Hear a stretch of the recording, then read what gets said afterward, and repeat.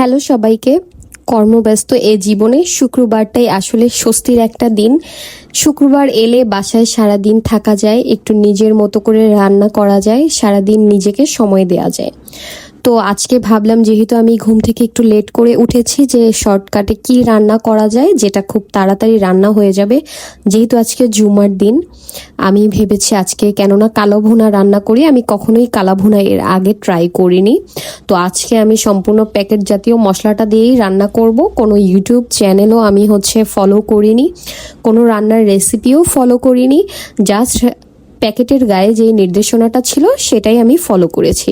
প্রথমে আমি এখানে 1 কেজির চেয়ে বেশি, 2 কেজির চেয়ে একটু কম পরিমাণের মাংসই ছিল, সেটা সম্পূর্ণ ভালোভাবে ধুয়ে পানিটা ঝরিয়ে নিয়েছি। তারপরে আমি আমার পছন্দ মতো পেঁয়াজ ব্যবহার করেছি, যেহেতু আমি পেঁয়াজের পরিমাণ একটু বেশি নেই সবসময়। তারপর আস্ত একটা রসুন দিয়ে নিয়েছি, যেহেতু আমার কাছে দেশি রসুনটা ছিল না, আমি বড়টাই ব্যবহার করেছি। তারপর লবণ দিয়ে নিলাম আমার পরিমাণ মতো। এরপর আমি প্যাকেটটা খুলে নিলাম। প্যাকেটের সম্পূর্ণ আমি ভালো করে আগেই পড়ে নিয়েছি।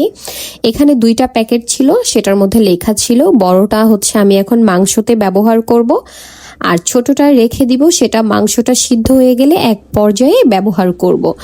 আমি এখানে সয়াবিন তেল সামান্য পরিমাণ ব্যবহার করেছি, আর বেশি ব্যবহার করেছি ঘানি ভাঙা সরিষার তেল।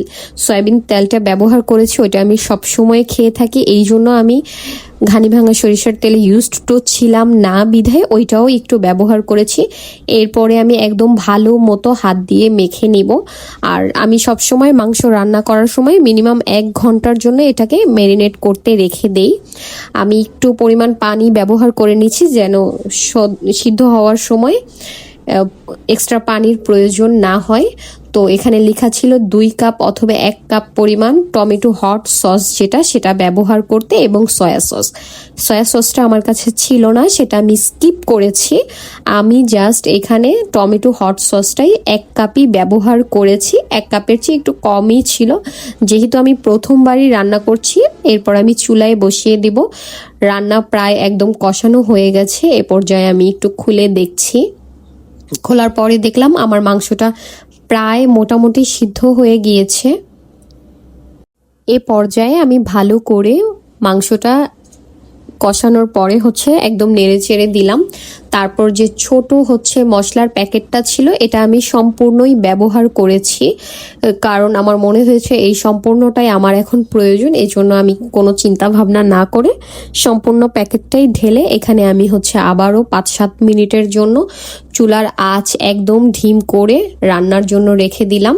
তো রান্না প্রায় শেষ। এখন আমি আবারও 3টা পেঁয়াজ কুচি এখানে দিয়ে দিলাম। প্যাকেটের গায়ে লেখা ছিল, আমি জাস্ট সেটাই ফলো করেছি। এখন আমার রান্না শেষ। দেখতেই পাচ্ছেন কালারটা খুব সুন্দর হয়েছে। ফার্স্ট টাইম অনুযায়ী আমার কাছে খুব ভালো লেগেছে এটা। তো এখন দেখাচ্ছি যে এটা আসলে কত সুন্দর করে কষানো হয়েছে এবং রান্না করা হয়েছে। এটার ঘ্রাণটাও অনেক সুন্দর ছিল, আসলে অনেক, খেতে যেমন তেমন, কিন্তু এটার ঘ্রাণটা অনেক সুন্দর ছিল। তবে যত যাই বলি, আমার কাছে মনে হয় গরুর মাংস আমরা রেগুলার যেভাবে খাই, যত কালা ভুনা বলেন, সাদা ভুনা বলেন, গরুর কোরমা বলেন, যেটাই খেয়ে থাকেন আপনি, কিন্তু আপনার কাছে সবচেয়ে বেস্ট মনে হবে আমরা যে রেগুলার রান্না করি সেই গরুর মাংসটাই। এটাও ভালো হয়েছে। আজকে আমি পোলাওয়ের সাথে এটা খেয়েছি। আমার